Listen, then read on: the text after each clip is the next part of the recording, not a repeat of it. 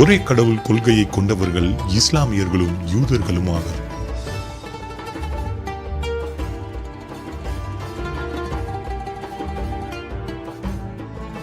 யூதர்கள் இவர்கள் யெகோவா என்னும் யாவே தெய்வத்தை மாத்திரம் வணங்குவார்கள்.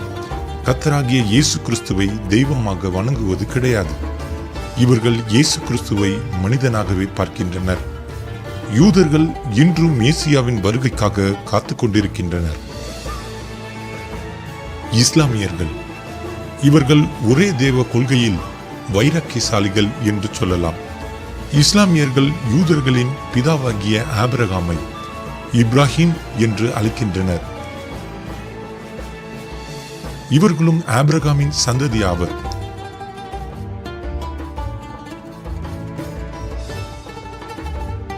இஸ்லாமியர்கள் இயேசு கிறிஸ்துவை இறை தூதனாகவே பார்க்கின்றனர்.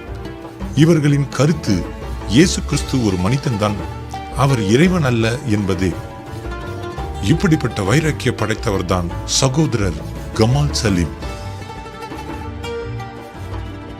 கமால் சலீம் யெகோவா என்னும் யாவே தெய்வத்தை இயேசுவாய் பார்த்து வந்த சாட்சிதான் இது. கமால் சலீம் லெபனான் தேசத்தில் ஒரு வைராக்கிய ஜிகாத் இஸ்லாமிய குடும்பத்தில் பிறந்து வளர்ந்தவர். அவர் 4 வயது சிறுவனாக இருந்தபோது சமையல் அறையில் இருக்கும் தனது தாயார் குர்ஆனை கற்றுக் கொடுத்து, நீ ஜிகாத்திற்காக அல்லாஹ்விடம் அர்ப்பணிக்கப்பட்டவன் என்று கூறியதை நினைவு கூறுகிறார். From my childhood, my mom said, one day you'll be a martyr, my son. You will die for the sake of Allah and you will exalt Islam. She said, if you kill a Jew, my son, your hand will light up before the throne of Allah and the host of heaven will celebrate what you have done. Kamal தனது 7 வயதில் இஸ்லாமிய பயிற்சி மையத்திற்கு அனுப்பப்பட்டார். எதிரிகளை தனது ஆயுதத்தால் வீழ்த்துவது எப்படி என்பதை கற்றுக்கொண்டார்.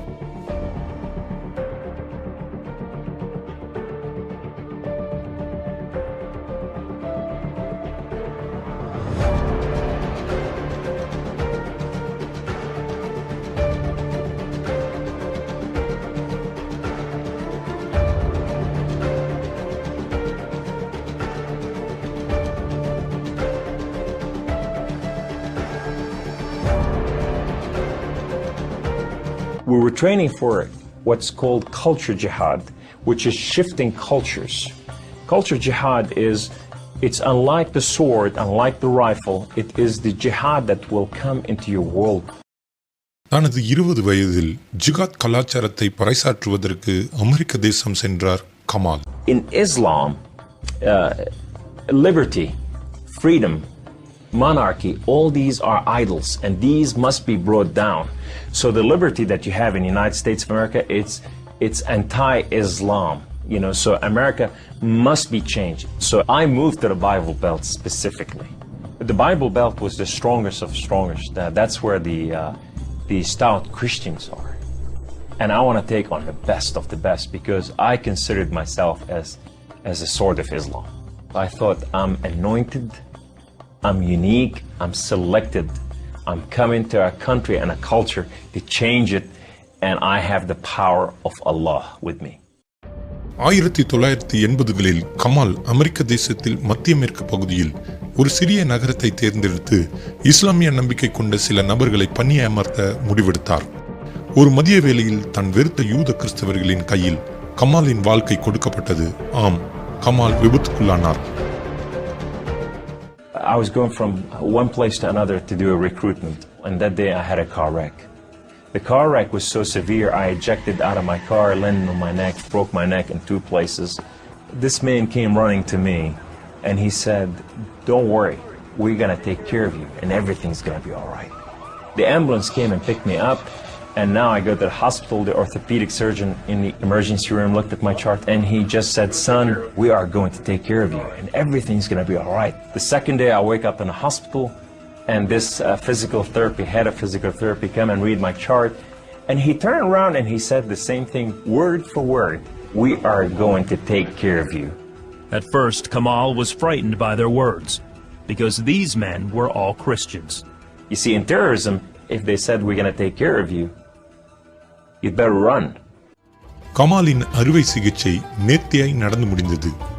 ஆனால் அவர் ஒரு சில மாதங்கள் ஓய்வெடுக்க வேண்டும். கமாலை பார்த்துக் கொள்வதற்கு யாராகிலும் தேவை. ஆனால் கமாலுக்கோ அந்த தேசத்தில் உறவினர்கள் இல்லை. கமாலுக்கு தன் வீட்டை திறந்து கொடுத்தார் அறுவை சிகிச்சை செய்த கிறிஸ்துவ மருத்துவர். In his home, they put me in their choicest room, in the most beautiful thing. I became like part of their family. They didn't see me any different. And now, they have a basket set for Kamal. They put in money to free my bills from the hospital. Kamal கிறிஸ்தவர்களின் அன்பினால் ஈர்க்கப்பட்டார்.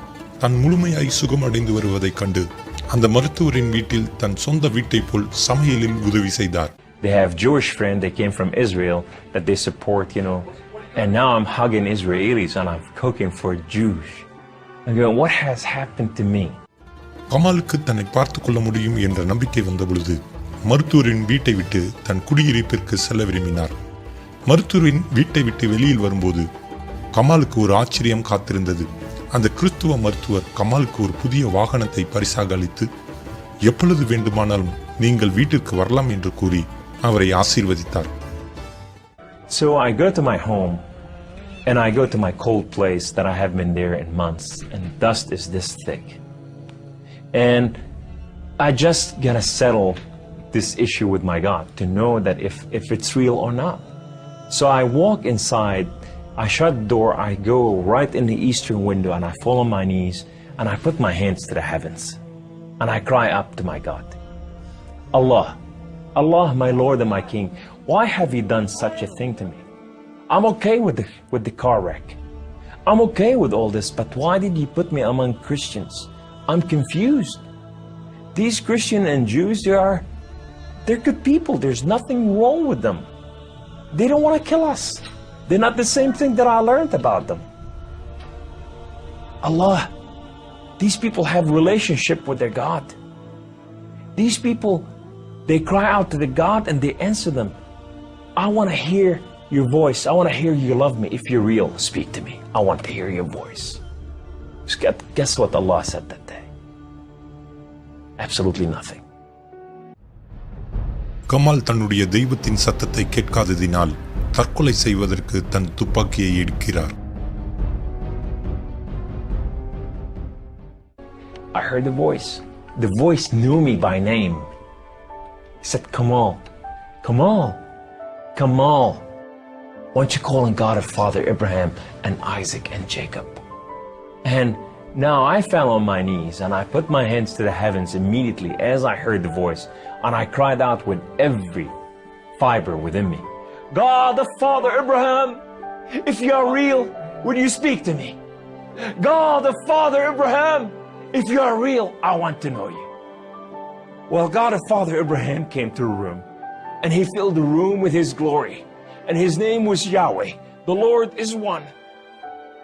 In his hand, he has holes in his hand. He has holes in his feet. His name is Jesus.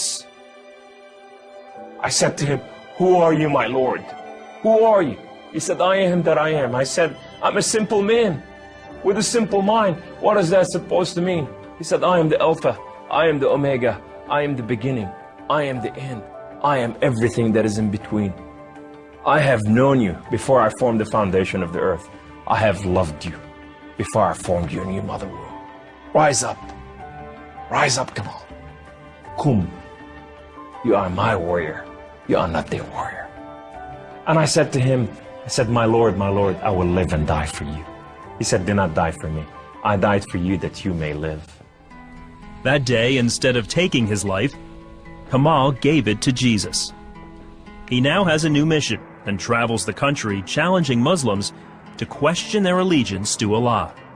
My heart desire is to reach out for my brothers and sisters, the Muslim out there, 1.5 billion Muslim, that they are living out there and they have not tasted freedom, and that freedom in God. It's been over 20 years since Kamal left the Islamic faith, and even threats of violence and death cannot stop him from sharing his story. He is real.